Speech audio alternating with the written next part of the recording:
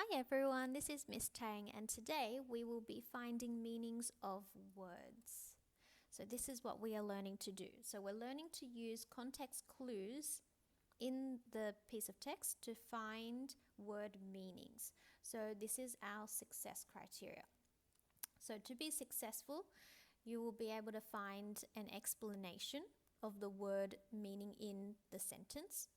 You'll be able to find an example of the word meaning in the sentence. You'll be able to find a synonym of the word in the sentence or the paragraph, and an antonym of the word in the sentence or a paragraph. So let me show you some examples. Okay, so if you come across a word that you don't know the meaning of, then you can use these clues to help you figure it out. So the first one is the definition clues. So this is where there's an explanation of the word's meaning in the sentence or a paragraph. So for example, Kristen was ecstatic. She felt overwhelming happiness and joy. So in that word ecstatic, in that first sentence, it shows you that word, and then they also explain what it means, saying that ecstatic means overwhelming happiness. Okay, so that's how you can figure out a definition of a word or a meaning of a word. The next clue is an example clue. This is where an author or whoever is writing this text gives an example of that word's meaning. So for example, Kristen was ecstatic. She was jumping for joy and couldn't wipe the smile off her face. So these are examples of her or this character feeling ecstatic. Okay, so that's another way of finding out what a word means. Here is another clue that you can use. So they are called the synonym clues and the antonym clues. So a synonym is another word that means the same in the sentence or the paragraph.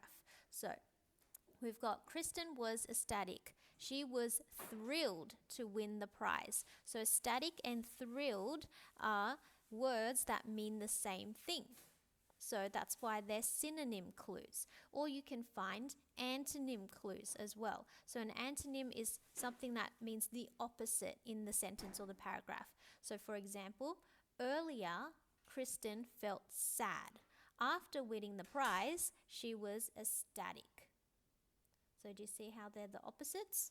All right, let's have a look. So I'm going to show you what a level 1, 2, and 3 piece of work will look like, and you can pick which level you want to do.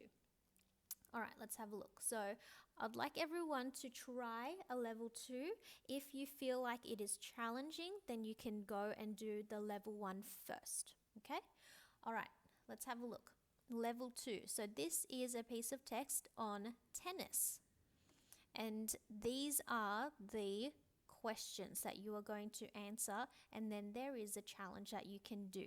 So you can remember, you can always pause the video and you can always do these activities with me. So for example, just gonna change this. So for example, after you read this text, you're going to have a look at question number 1. It says, in the text, the word racket means A, a lot of noise, B, a sports instrument, or C, a round ball. So you'll need to look back and have a look at where that word racket is. Here we go. And have a read of that sentence and see if you can figure out which of these definitions it's trying to refer to. Number 2, in the text, the word lingo means A, the lines drawn on the court, B, the name given to people who watch tennis, or C, the vocabulary used in relation to tennis. So have a look at where lingo is in this text, have a reread of it, and then pick which one you think it is. Number 3, in the text, the word serve is used to start a point. Write a sentence using serve in another way, so a different definition. Number 4, the word love is a homonym. a word that has the same spelling as another word but has a different meaning. So write two definitions for the word love. So if you have a look here, love is a word used when keeping score. Love means 0 in tennis. If a player is yet to score, they are on love. So that is a definition for that word. But remember, it also has another meaning as well. So you're going to write two definitions for the word love. And this is a crazy creative challenge that you can do. It says, design a poster encouraging people to play tennis and explaining some of the tennis lingo to them. Make sure you include the benefits of tennis and why they should learn to play it. Okay, so that is a level 2. Let's have a look. If it's a little bit too challenging, it is okay. You can have a look at the level 1. So the level 1 piece of work includes being a word detective. So you are going to read the sentence and work out the meaning of the word that is underlined, and you are going to circle the other word that means the same thing. So for example, in this number 1, it says, inside the shop, Josephine found a stunning pair of diamond earrings. So what's another word for stunning? Is it A, beautiful, B, horrible, C, disgusting? So you can always try to put that word in and see if it's similar to that. So you can say, inside the shop, Josephine found a beautiful pair of diamond earrings. So see if they mean the same thing. And then you can move on to the next few sentences and see if you can figure out what the similar meaning is. For example, don't you wish you had an abundant supply of chocolate? I love chocolate. So is that A, does it mean empty?